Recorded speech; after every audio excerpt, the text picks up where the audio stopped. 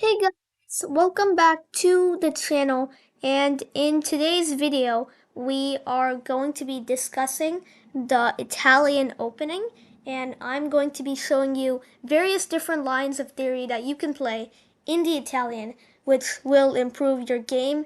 And my goal by the end of this is that you should be able to kind of confidently at least play the Italian game in some of your games and see how it goes. So let's get straight into it.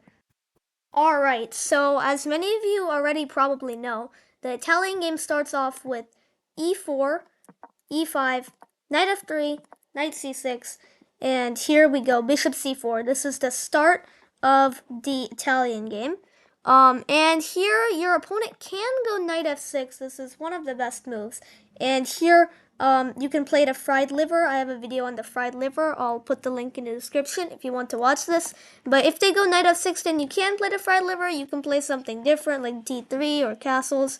But the Italian game theory that I'm going to show in this video wouldn't work so well with this move. So let's look at the second most popular option, which is bishop c5, just copycatting your bishop, developing the bishop. Now here there are many good moves, and I wouldn't blame you if you played castle or d3 to develop this bishop, or even knight c3, or like basically any good move. Any move that's, developing or trying to develop is good. But if you want to play a sharp, top here, then you should go for the move c3. And the move c3 basically prepares to play d4, because here you can't play d4 because you just lose the pawn, right? So c3 prepares to play d4 because the pawn would protect. So now in this position, the best move for them is knight f6, just developing the knight. But I'll just look at what happens if they go d6 very briefly.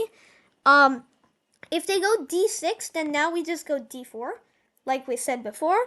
And after takes, our pawn structure, or excuse me, our pawn center is really good. We have two pawns in the center. We're attacking the bishop, and after they retreat and we like attack the knight or something, I don't know. This is just looking really good for us. We have a big center, and a lot of our pieces are developed, and this is just looking very good for us. So going back, if they don't play d6, which is the, I think, third most popular move, or maybe second. The most popular move, of course, is knight f6, which is the best move. Now we go for d4, striking the center like we were talking about. Knight f6 is one of the best moves because it attacks this pawn, but we're just going to ignore it for now and strike in the center. So now after d4, they basically have to take, right? Because if they don't, then we take here, and this is good for us. Oh, wait. Stockfish doesn't even want us to take. Stockfish just wants us to castle and then take later, and we're just looking really good here. So they basically have to take if they don't want to lose the pawn. And now we take back with the c pawn. And after taking back, they have basically like two moves here. One is to just move the bishop anywhere random, and the second option is to give a check on b4. Now, you're probably already saying, okay, well, obviously it's going to be the check, because why would Rohan say the correct answer is to move the bishop somewhere random? Well, yes, but can you explain why that's the good move, is the question here. I'll give you a moment to think about it. Alright, well, if you've had a chance to look at that, the correct move is bishop to b4, of course, but the reason why is actually pretty straightforward. If you move the bishop back, let's say to b6, which is the second most popular option, then what we can do here is we can just go like d5, and then after the knight moves, then we have just, like bishop d3, and then this knight is going to get trapped because of b4. Like, let's say they play something random. Now we can just go b4. And this knight is literally trapped. So the only way to not get it trapped is to go c5. And if we go here, well, we can't go there. It's guarded. And they're trying to get us to play en passant so the knight can come back. But if they go c5, we don't need to do that. We can just go d6 and just look at this position. Our pawn controls so many squares. We are about to get castled, and after that, we're going to develop the bishop and the knight. And black is just so passive. Like, we can even go e5. And our center is just like what is going on here? You can't play against this. And material's even, but Stockfish is already saying it's +3. That's how good white's position is. So anyway, that's what happens if they go back to b6. Just this one move, and all of a sudden, quickly, you're completely losing after this.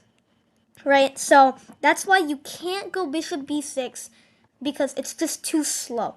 So the only good move is to go bishop b4 check because it's a check, so I don't have time to like castle or push a pawn or anything, right? I have to respond to check. So here there is many moves. There is knight c3. There is knight d2 or knight b to d2 because this knight could also go there. And there is bishop d2. Those are the 3 moves. Obviously, you don't want to lose your queen and you don't want to move your king. So you have 1, 2, 3. All 3 of these moves have been studied many times and have been proven to be good. But in today's video, I'm going to be discussing the line, which starts off with knight to c3. So after knight to c3, some people will just trade the knight. They're like, okay, wait, let me just take this, and then after that, this is just a free pawn, right? I just won a pawn. What is going on here? Yes, you did win a pawn, but this is kind of like a gambit. So after the knight takes, they fall into our trap, and we are going to go d5. Okay, d5. Just bear with me for a second. It looks like it's losing, but Stockfish is proving it not to be losing, so you'll see why in a minute. If the knight attacks our bishop, let's just say, this is a slight mistake because we have bishop d3. And if the knight moves back, then this is really bad because we can just castle and then we're just getting all of our pieces into the game. So the best move is f5. And then after this, we take the knight. They take back. And then that is when we trap the queen. The queen is literally trapped. Like, look at this. Have you seen this before?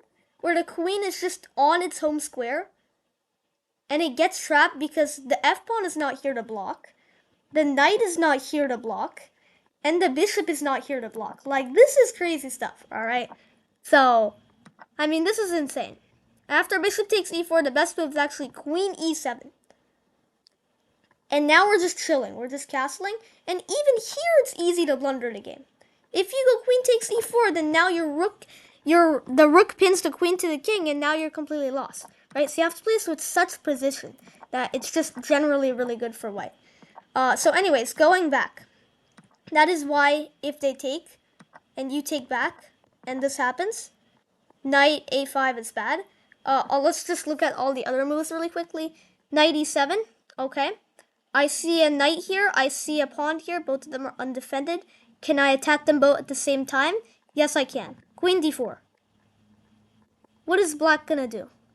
Right, the only way to save the knight and the pawn at the same time is knight f6. If black plays anything else, like knight d6, then we can take this pawn, sacrificing the bishop. Well, I guess it's not really a sacrifice because the rook is hanging. And after the rook moves, now we just castle. We sacrifice this bishop. Okay, look at this crazy position. And then we go rook e1, and this king is suffocating. It's literally suffocating, right? Like, if we could just, like, get our knight here or something, that would be checkmate. It's a smothered checkmate. So, now we're going to get our bishop into the game. We're going to bring the other rook into the game. It's just so overwhelming that we are down 3 points in material, and it's still +5. Have you seen a position like this? It's crazy. It's absolutely crazy. So that's why black can't really, sacrifice the bishop, or sorry, not sacrifice, trade the bishop for the knight and then take the pawn because it gets bad really quickly. So let's go back and look at what the actual top theory is. All of this was just sublines, not the actual theory. So knight takes e4 is the best move because remember the knight can't take back because it's pinned to the king. So we're like, okay, let's castle, right? Let's get our king out of here, and now this is actually a threat. So now, they can take back with their bishop or their knight. If bishop takes, you do not want to take with your pawn, because then it's fine, but it's like pretty equal. Because after takes, actually wait, no, takes doesn't work because queen e1, and this is just a fork. but they don't have to take. After this, they can go d5. And then, right, like after you move your bishop, now they're fine, right? They have a pretty good center. Their knight is defended. They're going to castle next move. So it's not as bad for black. And they're also up a pawn. So that's why when they take with the bishop, you don't want to take back. Instead, you want to go d5. And here, most people are going to go, okay, their knight is attacked. I'm going to move it and attack the bishop, right? And now the best move is to take back, because after knight takes c4 happens, now queen d4 is a fork. It's actually a triple fork. 1, 2, 3. And actually, this pawn is more important than the two knights. Let me show you what I'm talking about. First of all, if they just like castle and protect this pawn, then I mean both of these knights are hanging. Both of them are good. I think Stockfish prefers to take this by just a little bit. And now this is just an even game. This is what the top theory led you to. And good luck winning the rest of the game. Right? This is also fine. Stockfish likes, it's like 0, and this one is like, oh, they're both equal. I don't even know. They're like literally the same thing. Anyways, so that's what happens if they defend the g7 pawn. But a lot of people here are going to be like, oh, my two knights are hanging. I have to move one of them and defend the other. Which looks like a good move, but look at the evil bar. Boom. Queen takes. All of a sudden, what about your king? Like, if you want to save the rook, you have to go rook f8. But now it's going to be mate, like there's rook e1. Right? This is mate in 6. You have to, like, sacrifice all your pieces. And then queen e7. And then, where's the exact mate? Oh, it's bishop g5. Bishop g5. Queen takes e4. Rook to e1. Oh, not rook e1. Wait, where is it? Queen f6. And you can't stop queen d8 mate. Like, this is insane stuff. Nobody's gonna see this, right? So, that's why you can't just move the knight. So, this is why it's super dangerous. And there's one line that we've yet to look at, which is, in this position, instead of bishop takes, if we get knight takes c3 instead, which is a slight inaccuracy, as you can see by the computer, then we take back with the pawn. And the best move here is d5 to once again boot our bishop, and then after they move back, this is actually, oh wait, that's a mistake, hold on. But this bishop e7, yeah, this is actually playable for both sides. It's completely equal, because black has actually reinforced their center, and now they're gonna castle, and you know, the game goes on. But a lot of people here are just like, okay, this is a free pawn. I mean, why not take it? Plus 1.85, plus 2. You took a free pawn, and hey, presto, from 0.2 it goes to plus 2. Like, how in the world is that possible? The problem with this move is that your bishop used to defend these squares on the dark diagonal. But now it doesn't. So in this position, ladies and gentlemen, you can sacrifice the rook by going bishop a3. Bishop a3 is a brilliant move. I've played this move many times in tournaments and in normal online games, and won like 80 to 90% of my games with this. You just can't lose. Like, look at this bishop. It's preventing your opponent from castling. So a lot of people here are just like, okay, so what? I just want a rook. Rook e1, knight e7 only move. And now what about your queen? Again, we have a queen trap in the first 12 moves of the game. Queen takes e7, rook takes e7, king takes e7, queen takes a1, and your opponent can resign. Your opponent can resign. Okay? Bishop a3. Some people, like very few people I'm talking about, like maybe like 10% of your opponents, or if you're higher rated, maybe like 30 or 40%, I don't know what rating you are, they're gonna see, okay, I don't want my king to be cut off like this. Let me actually block that with d6, which is the second best move. The best move is to go d5, because now after bishop b5, you actually can take this. And then rook e1, bishop e6, hold on, let me look at the computer for a second. Queen c2.